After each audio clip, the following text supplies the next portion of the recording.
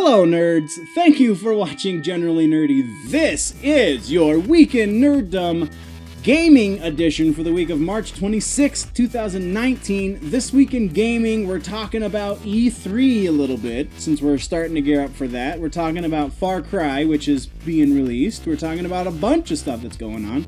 Let's hit the intro. Quiet on the set, rolling. Hi, I am Bitsy Telek. Hey, I'm Hale Appleman. I'm Walter Kane. I'm Rene Aubergenois. Odo on Deep Space Nine. Michael Dorn, Lieutenant Commander Worf, Star Trek The Next Generation. Come and see me and hear me and talk to me and listen to me talk about myself. Hey man, this is Kevin Smith, often considered generally nerdy, and you are listening to what is often considered generally nerdy. On Generally Nerdy. You're listening to Generally Nerdy. Generally Nerdy. Generally nerdy. Before we can jump into the news, we have to get to that sponsor. This week, just like the previous weeks this month, has been sponsored by this beautiful shirt right here. This shirt is going out to 2 of you beautiful nerds. All you have to do is follow the rules that are down in the description below. I'm teamed up with the guys over at punishshirt.com. They have a lot of really great t-shirts, really nerdy shirts over there. If you do not win, this shirt will be available to you for right about $20, and go support some local small business. They are based out of Utah, so they're not super local for me, but they are small business, right? They're trying to make a living just like everybody else. So punishshirt.com is where you can go check out a bunch of other really hilarious shirts, not just the one that sponsors this episode. But that being said, let's jump into the news. First and foremost, we're talking about Mortal Kombat 11. As we get closer to the month of May, in which E3 is happening, we are starting to anticipate more announcements for games that we are possibly going to see at E3. The biggest one for me, obviously, is Mortal Kombat 11. There's been all kinds of videos speculating what is going to be. We know the announcement's coming. There's no way they're breaking in form. All of the silly little things that they've been saying through other media outlets, through interviews. Ed Boon, even himself, said, I can't say 100% that it's going to happen, but if you've been paying attention for the last 5 years, you can come to your own conclusions. And that is enough for me to say Mortal Kombat 11 is going to be announced soon. It's going to be announced this year. It's very likely going to be released this year. It's super early for that. The announcement is all I'm really wanting, and the last few years it's been about the week before E3, and so that puts us squarely into May territory. This one I'm just passing off to you guys. What games do you want to see announced before E3? Or would you rather they held it and announced everything at E3, so E3 can be the spectacle it once was? Because the last couple years it's kind of gone down in spectacle, right? Like, a little underwhelming by comparison, but I don't know, maybe that's just because the internet is so prevalent and they can break news so much more often, they don't have to hold it for E3. But again, I'm passing that off to you guys. What do you want to see? Would you rather it come before or during E3? Next on the list, we're talking about Nintendo, because they're always doing stuff these days, and I'm super stoked about it. So this one's really interesting. Everybody knows we have the Amiibos. I'm still kind of vague on exactly how they work, but I know, like, in Smash Brothers you get special skins for the characters, and I feel like you unlock certain characters with your Amiibo. They're expanding that technology. They just filed a patent, and this potentially could go nowhere. It could just be a test, and they're getting it patented, so if something leaks, then, you know, they own the patent, so nobody can steal their tech, right? Because that happens with tech companies a lot. But Nintendo has filed patents, and you're going to see the images from the filing somewhere probably here, for Amiibo Cards. So, like, theoretically, if you have, like, Pokemon, because that's their card game. I was going to say Magic, but Pokemon is going to... So, I'm just tripping over my words. You buy a deck of Pokemon cards, and I don't know exactly how a Pokemon card game is played, but let's say that deck right now, you have to be in the same room with the person you're playing cards with, or they have to be able to physically see your cards. Like, theoretically, I'm sure you could play it over like Discord or Skype or whatever, some video service, but generally speaking, you have to be in the same room with the person you're playing, and you kind of have to use your imagination for what the characters are doing. Like, yeah, you play the action card, and it says what they're doing, but you don't get to see it. Well, with Amiibo technology, smart technology in those cards, not only do you not have to be in the same room, but you get to see the actions happen as you've played them.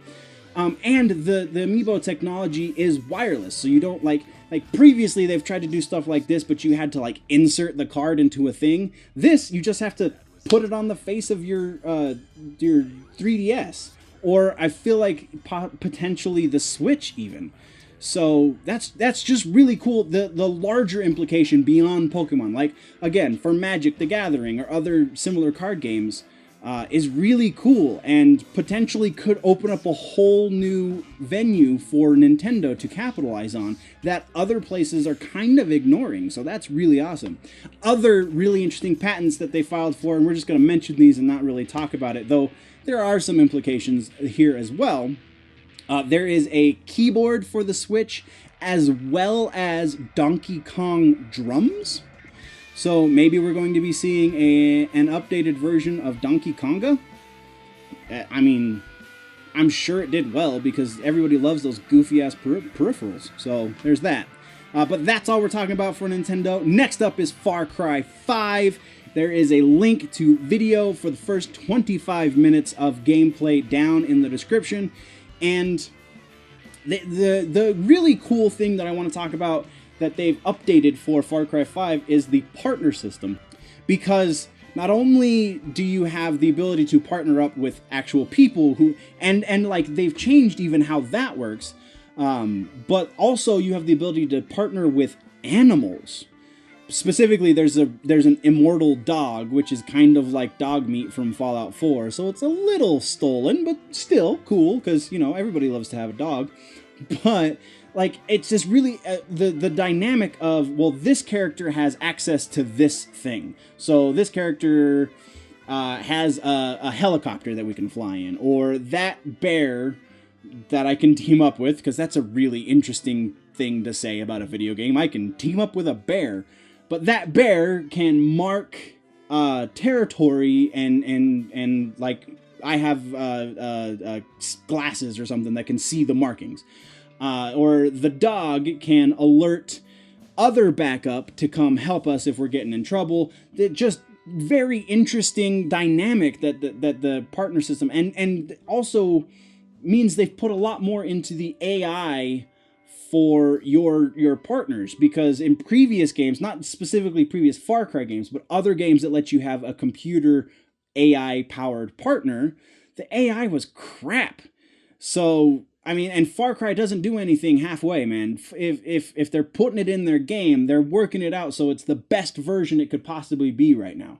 And that's interesting. So again, check out those 25 minutes of gameplay footage. You can kind of scrub through it a little bit like I did, but very interesting and beautiful. But we knew that was going to happen because Far Cry 4 was amazingly beautiful. That's all we got for Far Cry. We're hitting over to the last bit of gaming news this week. It has to do with Star Wars and the canceled Star Wars game. So when they dismantled Visceral Studios, when let me back up, EA Studios dismantled Visceral Studios, they had that Star Wars single-person story game that they were working on that was kind of sandboxy, that got completely canceled, or so we thought.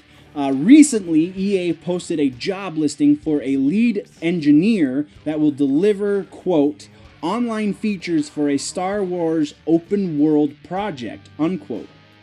No official announcement from EA as to whether or not this is the same thing, or if this is just going to be kind of taking a couple of things from that and doing a completely different Star Wars game. Nothing has been announced. I would imagine if they're putting up a job description now that potentially we'll see something again in E3 for this. So very, very awesome news, because Battlefront was such a wonderful piece. Oh, and Battlefront, they've kind of fixed things. They've just unlocked all of the big characters, so nobody has to work for anything. You just get everything for free, because that's the way of the world anymore. Stupid. Anyway, that is where we're ending gaming news. Before we get to the end bits for the video, though, we got to talk about next month. Next month is Dink Denver and Starfest. If you watched the other videos this week, then you know all about them. I'm putting it in this video too. What do you guys want to see in an adventure in photography video for those two cons? Dink is smaller, more underground art style. Starfest is a little larger, definitely a lot more cosplay and such. So keeping those things in mind, you can talk to me in the comments down below. Also, let me know what I missed, what we should talk about next week. All of that in the comments down below. Or you can take all of that and go over to the website, generallynerdy.net, and you can find all the other social media platforms and talk to me through that. That is a way that we can talk about the adventures in photography. Or if you're just going to be attending either of these events and you are looking to get your cosplay photographed by a professional photographer, then you can hit me up on any of the social media or the website. Again, generallynerdy.net. Also on that website, there's so much information on the website. You can check out the stores where you can buy your own t-shirts. I got mugs. I got all kinds of great nerdy stuff for you guys to buy in the store.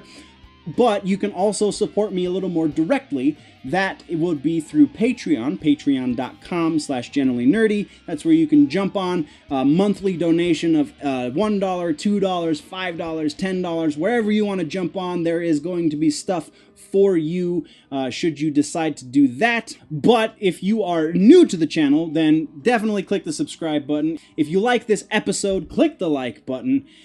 If you are falling behind on your nerd news and you want to catch up, click or tap that box right there to the left of my face to do that. But before you do, guys, always remember, if it's generally nerdy, it's probably here.